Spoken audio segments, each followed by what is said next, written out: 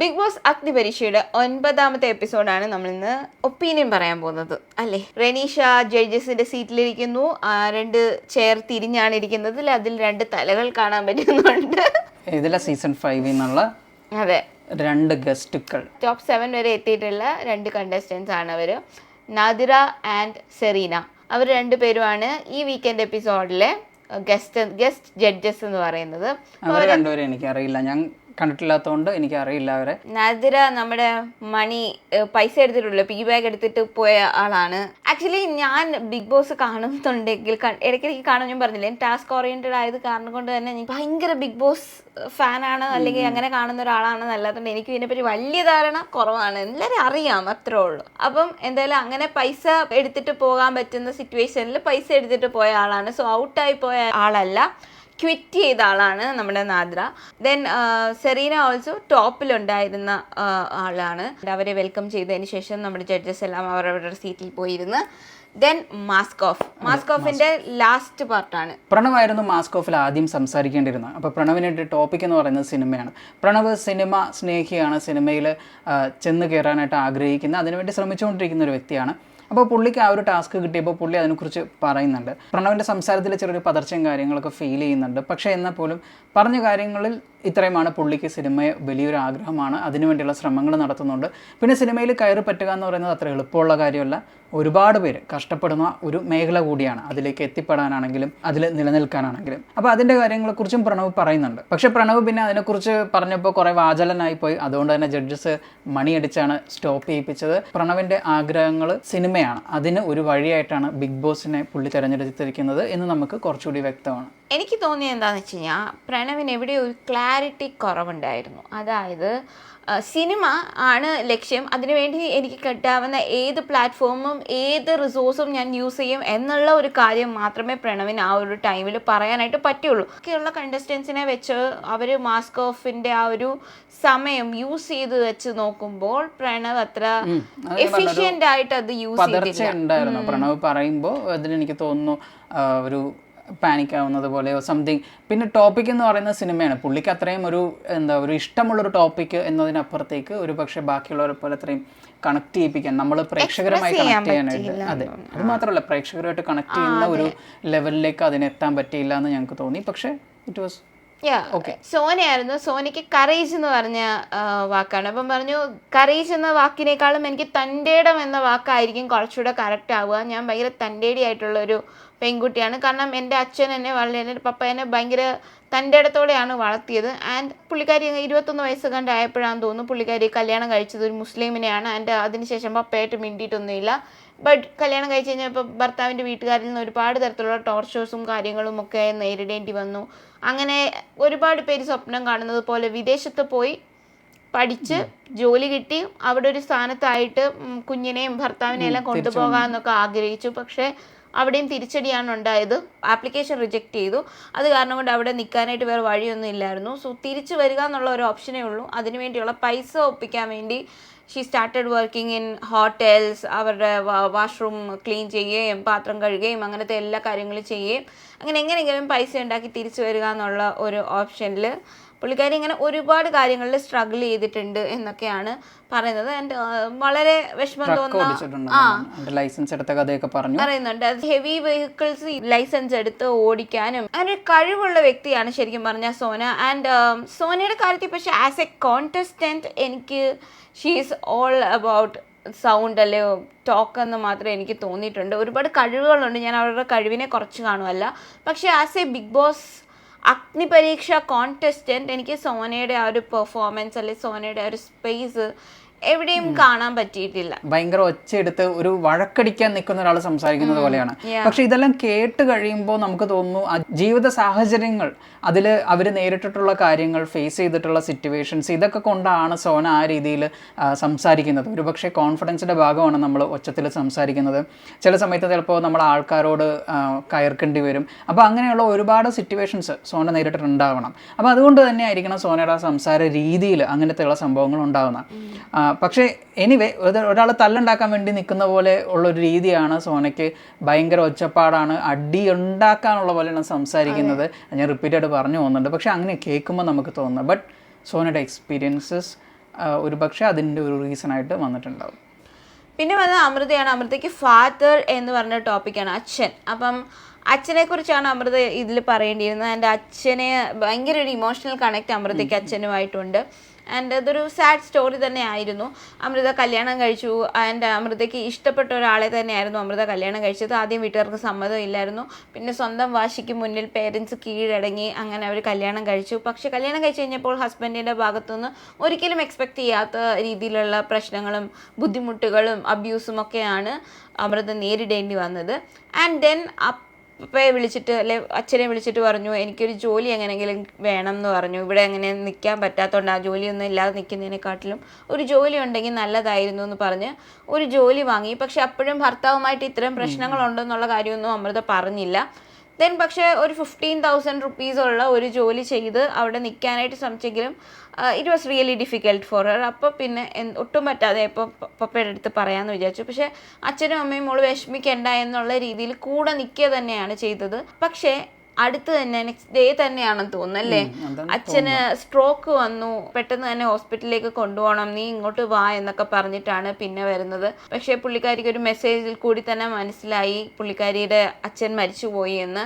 അങ്ങനെ അത്രയും വലിയ ഒരു വല്ലാത്തൊരു അവസ്ഥയിൽ കൂടി കടന്നു പോയിട്ടുള്ള ഒരാളാണ് അമൃത. തലേ ദിവസം തനിക്ക് എല്ലാ സപ്പോർട്ടും തരാമെന്ന് പറഞ്ഞ ഒരു അച്ഛൻ ഇന്നില്ല എന്ന് പറയുന്ന കാര്യം ഒരാൾക്കും അക്സെപ്റ്റ് ചെയ്യാൻ പറ്റത്തില്ല. That is so traumatic. ആ ഒരു സിറ്റുവേഷനിൽ കൂടി കടന്നു പോയെങ്കിലും പിന്നെ അങ്ങോട്ടേക്ക് പൊരുതി ജയിച്ചു വന്ന ഒരാളാണ് അമൃത. സോ അമൃതയുടെ കഥ അതാണ് പറയുന്നത്. അമൃത തന്നെ അവസാനം പറയുന്ന ഒരു കാര്യമുണ്ട്, പാരൻസ് എങ്ങനെയായിരിക്കണം. നിങ്ങൾ വളരെ സ്ട്രിക്റ്റ് ആയിട്ടുള്ള പാരൻസ് ആവുകയാണെങ്കിൽ കുട്ടികളും നിങ്ങളെ ഭയപ്പെടും. അപ്പോൾ അതുകൊണ്ട് തന്നെ പലപ്പോഴും നിങ്ങളോട് ഓപ്പൺ ആവില്ല. അപ്പോൾ അതുകൊണ്ട് നിങ്ങൾ സ്ട്രിക്റ്റ് പാരൻസ് ആവരുത് എന്നൊരു മെസ്സേജ് അമൃത പറയുന്നുണ്ട്. നിങ്ങളോട് കള്ളം പറയുന്ന മക്കളെ ആയിരിക്കും നിങ്ങൾക്ക് കിട്ടുന്നത്, നിങ്ങളൊരു ലയേഴ്സിനെ ആയിരിക്കും വാർത്തെടുക്കുന്നതെന്നുണ്ട്. ഒരു പരിധി വരെ അത് അത്തരത്തിലുള്ള സ്ട്രിക്റ്റ് പാരന്റിങ്ങിൽ ഉണ്ടാവുന്ന ഒരു റിസൾട്ട് ഏകദേശം സെയിം തന്നെയാണ്. ഒരു ഡെഡ് ഡോട്ടറിനേക്കാളും നല്ലതാണ് ഒരു ഡിവോഴ്സ്ഡ് ഡോട്ടർ എന്നുള്ളത്. ദാറ്റ്സ് ഓൾസോ നമുക്ക് ഇന്ന് എത്രത്തോളം സിറ്റുവേഷൻ വൈസ് ആണെങ്കിലും ഇന്നും കഴിഞ്ഞ വർഷവും എത്ര പെൺകുട്ടികൾ അവരുടെ ഹസ്ബൻഡിന്റെ വീട്ടിൽ നിന്ന് സ്വന്തം വീട്ടിലേക്ക് വരാനുള്ള ഒരു ചോയ്സ് ഇല്ലാത്തത് കാരണം കൊണ്ട് സൂയിസൈഡ് ചെയ്തിട്ടുള്ള എത്ര കേസുകൾ ഉണ്ടാകുന്നുണ്ട്. സോ ഇപ്പോഴും റെലവൻ്റായി ഇപ്പോഴും അനുഭവിച്ചുകൊണ്ടിരിക്കുന്ന ഒരുപാട് സ്ത്രീകളുണ്ട്. അവരുടെ പേരൻസിന് വേണ്ടിയുള്ള ഒരു കണ്ണ് തുറക്കുന്ന മെസ്സേജ് ആയിരുന്നു ശരിക്കും പറഞ്ഞാൽ അത്. അങ്ങനെ ഫസ്റ്റ് തന്നെ ലീഡേഴ്സിനെ സെലക്ട് ചെയ്യുകയാണ് ചെയ്തത്. രാകേഷ്, താഷി, എൽദോ ആൻഡ് ഷിബിന. അങ്ങനെ 4 പേരെയാണ് ലീഡേഴ്സായിട്ട് സെലക്ട് ചെയ്തത്. ആൻഡ് അവർ റെസ്പെക്റ്റീവ്ലി അവരുടെ തന്നെ ടീം മെമ്പേഴ്സിനെ കോൾ ചെയ്ത് എടുക്കുകയായിരുന്നു ചെയ്തത്. 4 പേരാണ് ഒരു team, including the team leader. Then അവർക്ക് കൊടുത്ത ടാസ്ക് എന്താണെന്ന് വെച്ചാൽ കുറച്ച് സ്ക്രാപ്പ് പോലത്തെ സാധനങ്ങൾ കൂട്ടിയിട്ടിട്ടുണ്ട്. ഐ മീൻ കഴിഞ്ഞ ടാസ്കിലും അതിന് മുന്നത്തെ സാധനങ്ങളിലൊക്കെ ഉപയോഗിച്ചിട്ടുള്ള വാട്ടർ ക്യാന് അങ്ങനത്തെ കുറേ സാധനങ്ങൾ, സ്ക്രാപ്പ് ഐറ്റം പോലെയുള്ള സാധനങ്ങൾ കൂട്ടിയിട്ടിട്ടുണ്ട്. അതിൽ നിന്ന് ഒരു ടോൾ ടവർ ഉണ്ടാക്കുക എന്നുള്ളതാണ് ടാസ്ക്. അപ്പോൾ 2 ടീമിൽ നിന്നും 3 പേര് സാധനങ്ങൾ പെറുക്കിയിട്ട് ടവർ സെറ്റ് ചെയ്യുന്ന ആളുടെ കയ്യിൽ, ബിൽഡറിൻ്റെ കയ്യിൽ കൊടുക്കണം. പക്ഷേ അറ്റ് എ ടൈം ഒരാൾക്ക് ഓടിച്ചു വന്നിട്ട് ഒരു സാധനം എടുക്കാൻ പറ്റുള്ളൂ. അയാൾ അതിവിടെ കൊണ്ടുവന്ന് എത്തിച്ചു കഴിയുമ്പോൾ മാത്രമേ അടുത്ത ആൾക്ക് ഓടിപ്പോയി പെറുക്കാൻ പറ്റുള്ളൂ. അപ്പോൾ ആദ്യം തന്നെ എൽദോയുടെ ടീമും താഷിയുടെ ടീമും ആയിരുന്നു. അപ്പോൾ എൽദോ ബിൽഡറായിരുന്നു, താഷിയും ബിൽഡറായിരുന്നു. എനിക്ക് ഈ ഗെയിമിൻ്റെ അകത്ത് ഏറ്റവും ഇൻട്രസ്റ്റിംഗ് ആയിട്ട് തോന്നിയൊരു കാര്യം എന്ന് പറയുന്നത് 2 ടീമിലെയും ബിൽഡേഴ്സിൻ്റെ കാര്യമാണ്. അല്ല, താഷി ബിൽഡ് ചെയ്തപ്പോൾ ഭയങ്കര ഫാസ്റ്റായിട്ട് ബിൽഡ് ചെയ്ത് വന്നു. ഏറ്റവും നല്ല ഒബ്ജക്ട്സ് അവർക്ക് തുടക്കത്തിൽ തന്നെ കിട്ടുകയും ചെയ്തു. താഷിയാണെങ്കിൽ നല്ല സ്പീഡായിട്ട് ബിൽഡ് ചെയ്തു. പക്ഷെ കുറേ കഴിഞ്ഞപ്പോൾ സംഭവം കൊളാപ്സ് ആയിപ്പോയി. അതേസമയം എൽദോയുടെ ടീം മെമ്പേഴ്സ് പെറുക്കിക്കൊണ്ടുവന്ന സാധനങ്ങളെല്ലാം വെരി റാൻഡം ആയിട്ടുള്ള ഒബ്ജക്ട്സ് തന്നെയാണ്, അടുക്കി വെക്കാൻ പാടുള്ള സാധനങ്ങളാണ്. പക്ഷേ ഞാൻ ശ്രദ്ധിച്ചത് എൽദോ ടൈം എടുത്ത് വളരെയധികം സ്റ്റേബിൾ ആക്കിയിട്ട്, അതായത് ബേസ് സ്റ്റേബിൾ ആക്കിക്കൊണ്ട് തന്നെയാണ് മുകളിലേക്ക് ബിൽഡ് ചെയ്ത് പോയത്. സോ ബിൽഡേഴ്സിൻ്റെ കയ്യിലായിരുന്നു സത്യം പറഞ്ഞാൽ ഈ ഗെയിം ഉണ്ടായിരുന്നത്. അവരുടെ ടീം കൊണ്ടുകൊടുത്ത സാധനങ്ങളൊക്കെ എന്ത് ബേസിസിലാണ് അവരത് കൊണ്ടുകൊടുത്തതെന്ന് പെറുക്കുകയായിരുന്നു പോയിട്ട്. ഒരു സ്റ്റെബിലിറ്റി ഉണ്ടെങ്കിലല്ലേ നമുക്കൊരു ടവർ കെട്ടാൻ പറ്റത്തുള്ളൂ.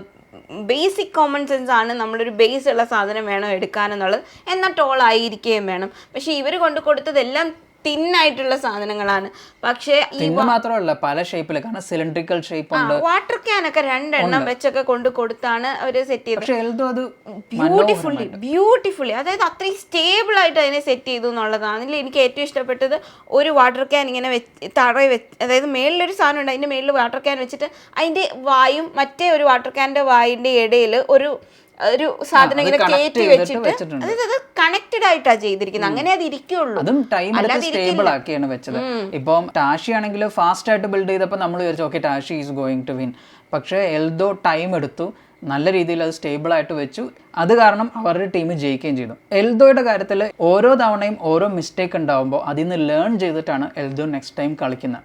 അപ്പോൾ അതുകൊണ്ട് തന്നെ എപ്പോഴും എൽദോയ്ക്ക് ഒരു ഇമ്പ്രൂവ്മെന്റ് നമ്മൾ കാണുന്നുണ്ട്. ആൻഡ് ജഡ്ജസും പറയുന്നുണ്ട് കേട്ടോ, പെനാൽറ്റി പോലെ റൂള് ബ്രേക്ക് ചെയ്തു എന്ന് പറഞ്ഞതിന് ശേഷം പിന്നെ റൂളിനോട് അധിഷ്ഠിതമായി കളിക്കാൻ തുടങ്ങി ആൻഡ് അതിൽ അപ്രിഷിയേറ്റ് ചെയ്യപ്പെട്ടു. അതിനുശേഷം ഇന്നത്തെ ടാസ്കിലാണെങ്കിലും he did a very very good job. ആ ടീമിലുള്ള ബാക്കി എല്ലാവരും വാസ് പ്ലേയിങ് വെരി മിസറബിളി. എന്നിട്ടും ടീം മെമ്പേഴ്സ് മോശമായിട്ട് കളിച്ചു, എൽദോ അടിപൊളിയായിട്ട്. താഷിയുടെ കാര്യത്തിൽ ടീം മെമ്പേഴ്സ് അത്യാവശ്യം നന്നായിട്ട് ചെയ്തു, പക്ഷെ താഷി ഒരു പകുതി കഴിഞ്ഞപ്പോഴത്തേക്കും കയ്യിൽ നിന്ന് പോയി. കാരണം താഷി കുറച്ചുകൂടി തിരക്ക് പിടിച്ചു എന്നുള്ളതാണ്. ഈവൻ ദോ എൽദോയുടെ ടീം വിന്നിംഗ് ടീം ആയിരുന്നെങ്കിലും അവരുടെ ടീമിലുള്ള അളകനന്ദയും അഫിയനാസും ആണ് ഔട്ട് ഹൗസിലേക്ക് പോകുന്നത് ബിക്കോസ് അവരുടെ പുവർ പെർഫോമൻസ് കാരണം. ആൻഡ് നമ്മുടെ താഷിയുടെ ടീമിൽ പ്രണവും വിശാഖുമാണ് പോയത്. എനിക്ക് കുറച്ചും കൂടെ താഷി പോയിരുന്നെങ്കിൽ നല്ലതായിരുന്നു എന്ന് തോന്നി. കാരണം ബാക്കി അവരുടെ ടീം മെമ്പേഴ്സ് അത്യാവശ്യം സ്റ്റേബിൾ ആയിട്ടുള്ള സാധനങ്ങളൊക്കെ തന്നെയാണ് കൊണ്ടു കൊടുത്തത്. പക്ഷേ താഷിക്കുള്ള ബിൽഡിങ്ങിന്റെ കുഴപ്പം കൊണ്ടാണ് സത്യം പറഞ്ഞാൽ അവർ വിൻ ചെയ്യാതെ പോയത്. നെക്സ്റ്റ് ഗെയിം ഷിബിനയുടെയും രാകേഷിന്റെയും ടീം തമ്മിലാണ്. അതിൽ തന്നെ ഷിബിനയുടെ ടീമിൽ നിന്ന് ഷിജിനാണ് ബിൽഡറായിട്ട് വന്നത്, രാകേഷാണ് ഓപ്പോസിഷൻ ടീമിൽ ബിൽഡറായിട്ട് വന്നത്. ഇപ്രാവശ്യം ഞാൻ ആദ്യം എക്സ്പെക്ട് ചെയ്തൊരു കാര്യമുണ്ട്, അതിൽ ഏറ്റവും സ്റ്റേബിൾ ആയിട്ടുള്ളൊരു അതിന് വേണ്ടിയിട്ട് ഒരു ഫൈറ്റ് ഉണ്ടാവുമെന്ന്. അത് തുടക്കത്തിൽ തന്നെ ഉണ്ടായി. പക്ഷെ അതിന് ശേഷം പിന്നീട് എല്ലാവരും റാൻഡമായിട്ട് ഒബ്ജക്ട്സ് പെറുക്കിയെടുക്കുക, ഏറ്റവും ബെസ്റ്റ് ഒബ്ജക്ട്സ് ആദ്യം തന്നെ പെറുക്കി കൊടുക്കുക എന്നുള്ളതാണ് ചെയ്തത്. And it was very tight. ശരിക്കും പറഞ്ഞാൽ രണ്ട് ടീമും നല്ല രീതിയിൽ തന്നെ അത് ടവർ കെട്ടി കൊണ്ടുപോയി, നന്നായിട്ട് ചെയ്യുകയും ചെയ്തു. ആൻഡ് അത് ജഡ്ജസ് ആണെങ്കിലും അപ്രിഷിയേറ്റ് ചെയ്തിട്ടുണ്ടായിരുന്നു. എല്ലാ മെമ്പേഴ്സും അവരൊരു ഗ്രൂപ്പ് ആക്ടിവിറ്റി ആയിട്ട് അതിനെ കണ്ട് അവരത് ബ്യൂട്ടിഫുള്ളി കളിച്ചിരുന്നു. ആൻഡ് രാകേഷിന്റെ കാര്യത്തിൽ ജഡ്ജസിന് നല്ല പ്രതീക്ഷയുണ്ടായിരുന്നു, ജഡ്ജസ് പറഞ്ഞിട്ടുണ്ടായിരുന്നു. ബിക്കോസ് പുള്ളി ഒരു മരപ്പണിക്കാരനാണ്, സോ സ്റ്റെബിലിറ്റിയെ കുറിച്ച് അത്യാവശ്യം നല്ലോണം അറിയുന്ന ഒരു മനുഷ്യനാണ്. പക്ഷേ എനിക്ക് മനസ്സിലായത് ഷിജിൻ ചെയ്ത ഒരു സംഭവമാണ്. അതെന്ന് പറഞ്ഞു കഴിഞ്ഞാൽ ഈവൻ ദോ ടവർ ഇങ്ങനെ മേളിലേക്ക് ആയപ്പോഴത്തേനും ഒരു വാട്ടർ ക്യാൻ വെച്ചിട്ടാണ് ലാസ്റ്റ് ആ ടവർ അവസാനിപ്പിക്കുന്നത്. രണ്ടുപേരും അങ്ങനെ തന്നെ അവസാനിപ്പിച്ചത്. പക്ഷേ ഒരു ഇത്രയും കൂടെ കൂടുതലായിട്ട് നിൽക്കണം അല്ലെങ്കിൽ ടോളായിട്ട് നിൽക്കണം എന്നുണ്ടെങ്കിൽ ആ വാട്ടർ ക്യാനിന് മേളിൽ വേറെ എന്തെങ്കിലും കൂടെ വെക്കണം. അപ്പോൾ ഷിജിൻ എന്താ ചെയ്തതെന്ന് വെച്ചാൽ ആ വാട്ടർ ക്യാൻ അതിൽ നിന്ന് എടുത്തിട്ട് അതിലേക്ക് ഒരു സിലിണ്ടറിക്കൽ ടൈപ്പ് ഓഫ് സാധനം, ഒരു കോണും കൂടെ വെച്ച് കുപ്പിയും ഒരു പേപ്പർ കോൺ പോലത്തെ ഒരു സാധനവും വെച്ചിട്ട് അതിനെ പിന്നെ പൊക്കി ഒരു സാധനത്തിന്റെ മണ്ടയ്ക്ക് കയറി നിന്നിട്ടാണ് ഷിജിൻ അത് ചെയ്തത്. ഹൈറ്റ് കിട്ടാൻ വേണ്ടി മറ്റൊരു ഒബ്ജക്റ്റ് അല്ലെ ഒരു പ്രോപ്പിനെ ഷിജിൻ യൂസ് ചെയ്തു. രാകേഷ് അത് ടൈമറിന് മുന്നേ തന്നെ കണ്ടു what he is doing and what he is trying to achieve എന്നുള്ളത് മനസ്സിലായി. രാകേഷ് റിസ്ക് എടുക്കാൻ തയ്യാറായില്ല. He stood there without doing anything and I won't blame him because ആ ടാസ്ക് കണ്ടുകൊണ്ടിരിക്കുന്ന സമയത്ത് എൻ്റെ ചിന്ത എന്ന് പറഞ്ഞാൽ ഇനി അത് രാകേഷ് പോയി എടുക്കാൻ നോക്കുമ്പോൾ എല്ലാം കൂടെ തീർന്നു. അതൊക്കെ വെച്ച് നോക്കുമ്പോൾ ഒരു റിസ്ക് എടുക്കാൻ ആരായാലും മടിക്കുന്ന ഒരു ടൈം ആയിരുന്നു. ആൻഡ് അത് ഓൾമോസ്റ്റ് എന്താ തീരാറുള്ള സമയം ടൈമർ ഇങ്ങനെ വന്നോണ്ടിരിക്കുന്ന സമയം. പക്ഷെ അത് ഷിജിൻ ആ ഒരു എന്താ പറയാ ഒരു തിങ്ക് ചെയ്ത രീതി എടുത്തതുകൊണ്ട് അതിനൊരു റിസൾട്ട് ഉണ്ടായി. അപ്പൊ അതിന്റെ ഭാഗമായിട്ട് രാകേഷ് നേരെ ഔട്ട് ഹൗസിലേക്ക് പോയി.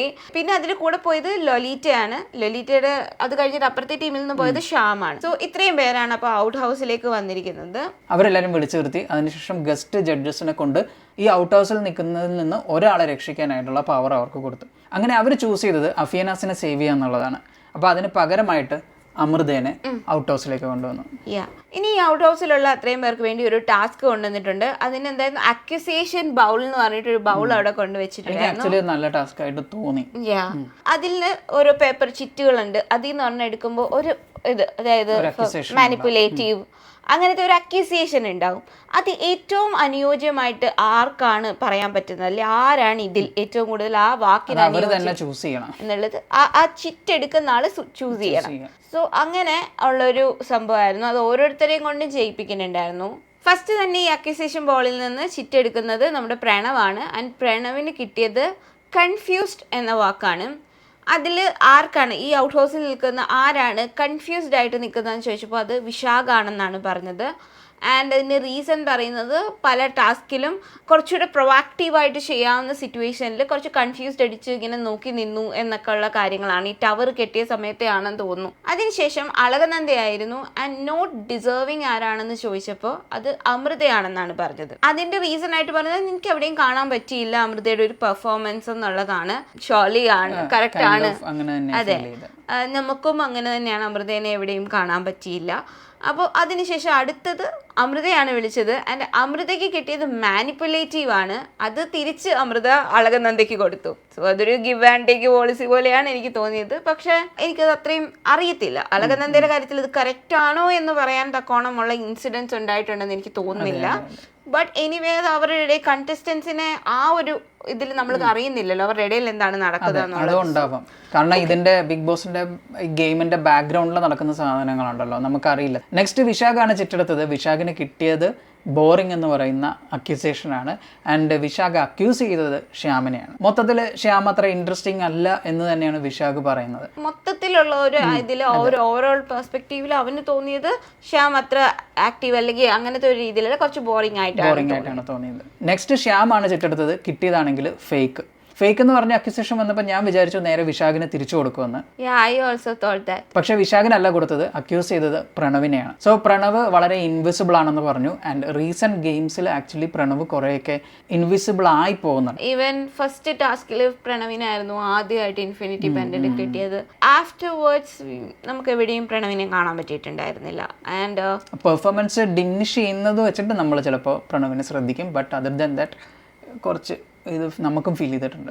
അങ്ങനെ നെക്സ്റ്റ് ലൊലീറ്റ എടുത്തു. ലൊലീറ്റയ്ക്ക് കിട്ടിയത് അറ്റൻഷൻ സീക്കർ എന്ന് പറഞ്ഞ അക്യൂസിയേഷൻ ആണ്. ആൻഡ് അത് പറഞ്ഞത് അമൃതയ്ക്ക് അഗെയിൻസ്റ്റ് ആയിട്ടാണ്. ആൻഡ് അമൃതയുടെ കാര്യത്തിൽ മൊത്തത്തിൽ അറ്റൻഷൻ സീക്കറായിട്ട് പല കാര്യങ്ങളിൽ തോന്നിയിട്ടുണ്ട് എന്നുള്ള ഒരു കാര്യമാണ് പറഞ്ഞത്. അപ്പോൾ ഇത്രയും കൊണ്ട് ഈ ഒരു അക്യൂസിയേഷൻ ബൗളിൽ നിന്നുള്ള ഈ അക്യൂസിയേഷൻ ടാസ്ക് കഴിഞ്ഞിരിക്കുകയാണ്.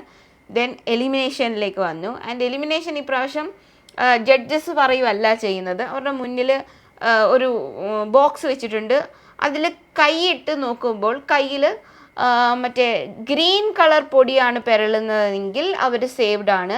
ആൻഡ് റെഡ് കളർ പൊടിയാണ് പെരളുന്നതെങ്കിൽ അവർ എലിമിനേറ്റഡ് ആണെന്നുള്ള സംഭവം. ഏതായാലും ഇതിൽ അക്യൂസേഷൻ ഒന്നും വരാതിരുന്ന 2 പ്ലേയേഴ്സ് രാകേഷും ലൊലീറ്റയാണ്. അപ്പം അതും ഇതിൽ നമ്മൾ നോട്ട് ചെയ്യുന്നുണ്ട്. ബാക്കിയുള്ളവരെല്ലാവരും അങ്ങോട്ടും ഇങ്ങോട്ടും പറയുമ്പോൾ അവരുടെ പേര് വന്നിട്ടില്ല. ആൻഡ് ആക്ച്വലി അവർ എലിമിനേഷനിലേക്ക് പോകുമ്പോൾ ഞങ്ങൾ എക്സ്പെക്ട് ചെയ്യുന്നില്ല അവർ എലിമിനേറ്റഡ് ആവുമെന്ന്. രാകേഷിന്റെ അടുത്ത് ചോദിക്കുന്നുണ്ട് എന്ത് തോന്നുന്നു എന്ന് ചോദിച്ചപ്പോൾ ഇല്ല ഞാൻ എന്തായാലും എലിമിനേറ്റ് ആയി പോകത്തില്ല എന്ന ഒരു കോൺഫിഡൻസ് രാകേഷിൽ കാണാൻ പറ്റുന്നുണ്ട്. നമുക്കും അത് കാര്യത്തിൽ ഒരു ഡൗട്ടും ഉണ്ടായിരുന്നില്ല.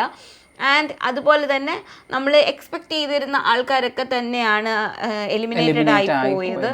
അളകനന്ദ, വിശാഖ്, അമൃത ആൻഡ് പ്രണവ്, ഇവർ 4 പേരുമാണ് പോയത്. അതിൽ എനിക്ക് വിശാഖിന്റെ കാര്യത്തിൽ മാത്രമേ ഒരു ചെറിയ വിഷമം അല്ലെങ്കിൽ ഡൗട്ട് ഉണ്ടായിരുന്നുള്ളൂ. But then also compared to all the other players എന്നാലും എനിക്ക് വിശാഖ് കുറച്ചും കൂടി നന്നായിട്ട് കളിക്കുന്ന ആളായിട്ട് തോന്നി ദാൻ ഐ തിങ്ക് സോന എനിക്ക് അതിലും കുറച്ച് ഡൗൺ ആയിട്ടുള്ള പ്ലെയർ ആയിട്ടാണ് സത്യം പറഞ്ഞാൽ തോന്നിയത്. സോ അത്രയേ ഉള്ളൂ. അപ്പം ഈ ഒരു എപ്പിസോഡ് അങ്ങനെ അവസാനിക്കുകയാണ്. അപ്പോൾ അത് കൂടാതെ ഇത്തവണയുള്ള ഒരു ഏറ്റവും വലിയ പ്രത്യേകത ഇപ്പോൾ കണ്ടസ്റ്റൻസിൻ്റെ ടോട്ടൽ എണ്ണം 12ലേക്ക് താഴ്ന്നിരിക്കുകയാണ്. അപ്പോൾ ഇപ്രാവശ്യം തൊട്ട് അവർ പ്രേക്ഷകരെയും കൂടി ഉൾപ്പെടുത്താൻ പോവാണ്. പ്രേക്ഷകർക്ക് പ്ലേയേഴ്സിന് വേണ്ടിയിട്ട് വോട്ട് ചെയ്യാനുള്ള ഒരു ഓപ്പർച്യൂണിറ്റി അവർ സ്റ്റാർട്ട് ചെയ്തിരിക്കുകയാണ്. ആൻഡ് ഞങ്ങളതിൻ്റെ പ്രൊമോഷൻ ഒന്നും പറയുമല്ല, നിങ്ങൾക്ക് താല്പര്യമുള്ളവർ നിങ്ങൾക്ക് പ്രൊമോട്ട് ചെയ്ത് വോട്ടൊക്കെ ചെയ്തു കൊടുക്കാം. പക്ഷേ ഇത്തരം റിയാലിറ്റി ഷോസിൻ്റെ ഒരു ഗുണം എന്ന് പറയുന്നത് നമുക്ക് ഇത്തരത്തിലുള്ള ആൾക്കാരെ അറിയാൻ പറ്റും, അവരെ സപ്പോർട്ട് ചെയ്യാൻ പറ്റും എന്നുള്ളതാണ്. സോ ഇനി അങ്ങോട്ടേക്ക് ഗെയിം ശരിക്കും ടൈറ്റ് ആവും. ബിഗ് ബോസ് സീസൺ 1 വന്നപ്പോൾ നമുക്കുണ്ടായിരുന്ന ആ ഒരു പുതുമ, ഒരു ഫ്രഷ്നെസ് ഇതിലും ഉണ്ട്. നെക്സ്റ്റ് ഇയർ മുതൽ എവറിത്തിങ് വിൽ ബി എന്താ പറയുക, എല്ലാവർക്കും അറിയാം എന്താ നടക്കാൻ പോകണമെന്നുള്ളത്. പക്ഷേ ഈ ഇയറിൽ ആരും എക്സ്പെക്ട് ചെയ്തില്ല, ഈ കണ്ടസ്റ്റൻസ് പോലും എക്സ്പെക്ട് ചെയ്തിട്ടുണ്ടാവത്തില്ല അവരുടെ PR-നെ പറ്റി. സോ അതൊരു നല്ല തിങ് ആയിട്ട് എനിക്ക് തോന്നുന്നു. ആൻഡ് ഐ ആം ഹോപ്പ്ഫുള്ളി ഈ ഒരു വോട്ടിംഗ് സിസ്റ്റം വന്നതിന് ശേഷം നമ്മളിപ്പോൾ കണ്ടത് വെച്ചിട്ട് എല്ലാ എലിമിനേഷൻസ് ആണെങ്കിലും എല്ലാ ജഡ്ജസിൻ്റെ ഡിസിഷൻസ് ആണെങ്കിലും ഭയങ്കര ഫെയർ ആയിട്ട് തന്നെയാണ് നമുക്ക് തോന്നുന്നത്. അത് ഇനി അങ്ങോട്ടേക്ക് പോകുമ്പോഴും ആ ഫെയർനെസ്സിൽ തന്നെ നിൽക്കുമെന്ന് എക്സ്പെക്ട് ചെയ്യുന്നു അല്ലേ ശരിക്കും പറഞ്ഞാൽ. ആ ഒരു എക്സ്പെക്ടേഷനോട് കൂടി നമുക്ക് അടുത്ത എപ്പിസോഡിന് വേണ്ടി കാത്തിരിക്കാം. So by.